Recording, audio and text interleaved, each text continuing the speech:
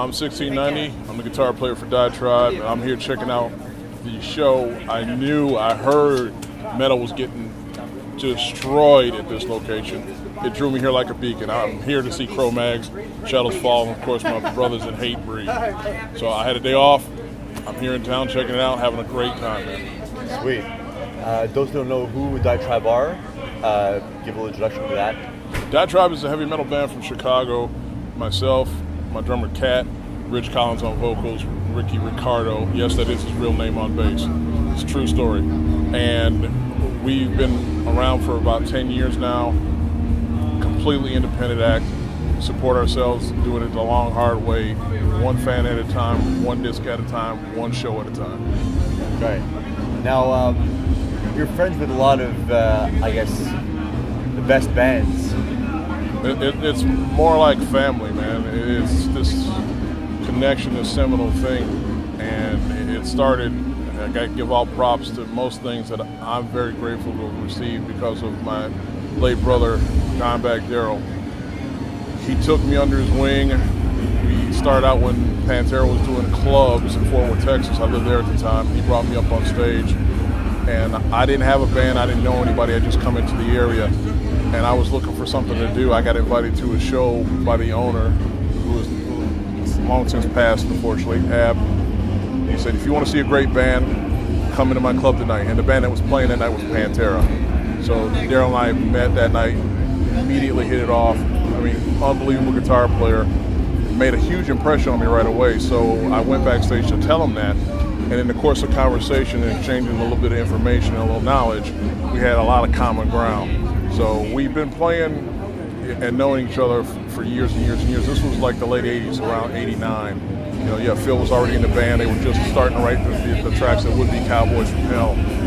And in doing shows with those guys and coming across paths over the years, you meet a lot of people, man. Different fans. Yeah. It was really about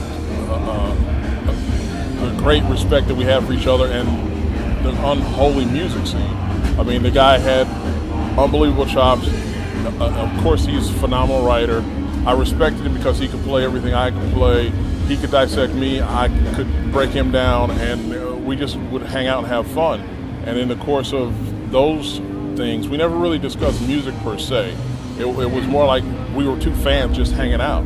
You know, we both lived for all kinds of stuff, from Ozzy with Randy, you know, Slayer, Megadeth, and on it spiraled. So having similar tastes and similar backgrounds and a similar approach to things, we just became really close, man. I mean, and he introduced me to so many people, and you travel and you find out so-and-so knows so-and-so, and you're, next thing you know, your brothers. It's a great family, that's what it is. Very cool. Now, we're also talking a little bit about Peter from Type O and how close you were with him. His biography is supposed to come out next month. I don't know if you were aware of that or not. But no, I wasn't aware. I'm looking forward to it. I think about Peter a lot, and I think of him, again, as a great person. You know, the thing that people probably don't realize about Darrell and about Peter, they're phenomenal talents, but they're also, I mean, I tell people they're bigger people. Their presence was so large and they affected so many people because of who they were as a person. And that's where we bonded and connected, you know, on the Ozfest tours and the Pantera tours that I was hanging out on. You know, Peter was always a great guy, always had a smile. You know, we just hung out and had a great time, man. It was things that unfortunately don't happen as much anymore. You know, we're losing so many people in the family, you know, as we were talking about earlier, you know, from Peter and Paul Gray and Darrell and Ronnie James Dio. I mean, it's difficult. When you come up, you never think there's going to be a world without, you know, fill in the blank. And then somebody passes, you know. Most recently, it hit us, I think, the hardest for many, many years was Jeff Hanneman, who is, again, a great, great dude. You can't argue with his talent and his accomplishments.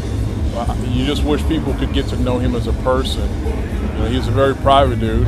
You know, I was fortunate to meet him and hang out with him a couple of times. And again, that was another Darrell thing.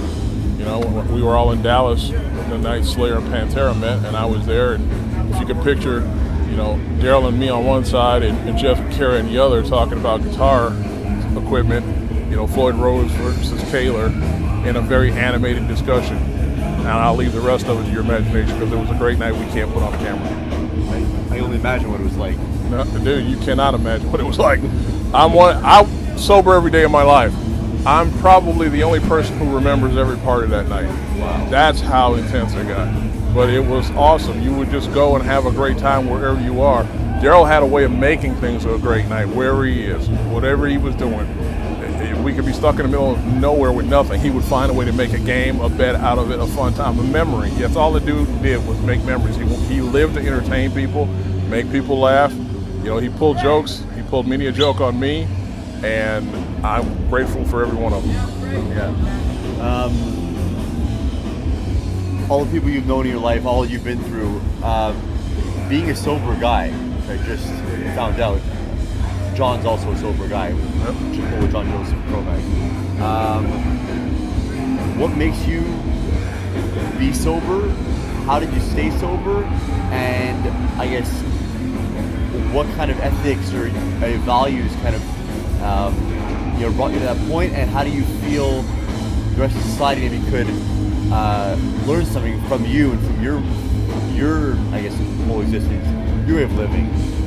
I don't know that people can learn so much from me, but I would say that it's an example of what can be based on personal choices. I made a choice to be sober, not because I was concerned about anything other than the music. I'm focused on that and that alone. I see a lot of that as a sickness and a crutch, and I still believe that you can do better off of it than you can do on it. And nobody wins that fight. Nobody. I don't care who you are, how strong you are, how bad you are. Eventually it will get on top of you and it will control you. You cannot control it. And I told all of my friends that have gone through recovery, I don't care if they never make another note. I really live for them. They're family to me. I'm glad you're still here. We'll always be family. I'm not a fan just because I can be a fan.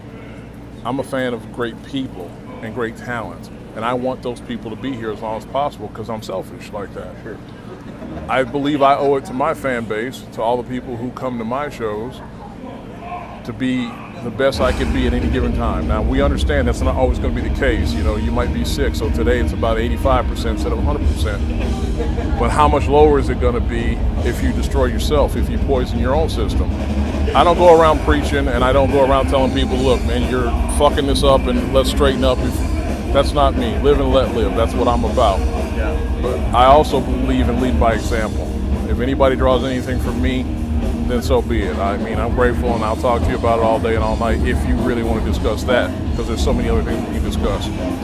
It's just a personal choice. That's it. No morals, no ethics, no religion. Yeah. I just want to give people the best I can every time, whether they're meeting me at a meet and greet or out in public somewhere. If I'm picking up dog food, pre-show at the hotel, it doesn't matter. I just want to be the best I can be, because that may be their only chance to meet anybody. It may be their only opportunity to interact with me.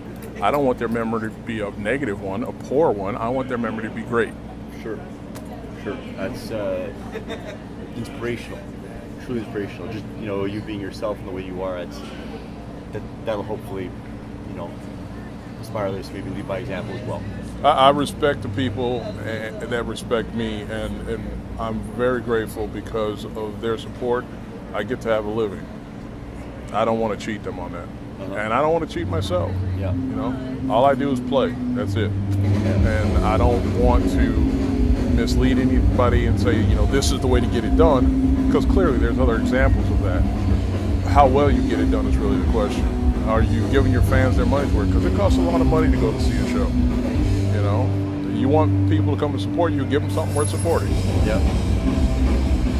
What's next for you and the Daitribe, and then we'll part ways for today, and hopefully reconnect again very soon.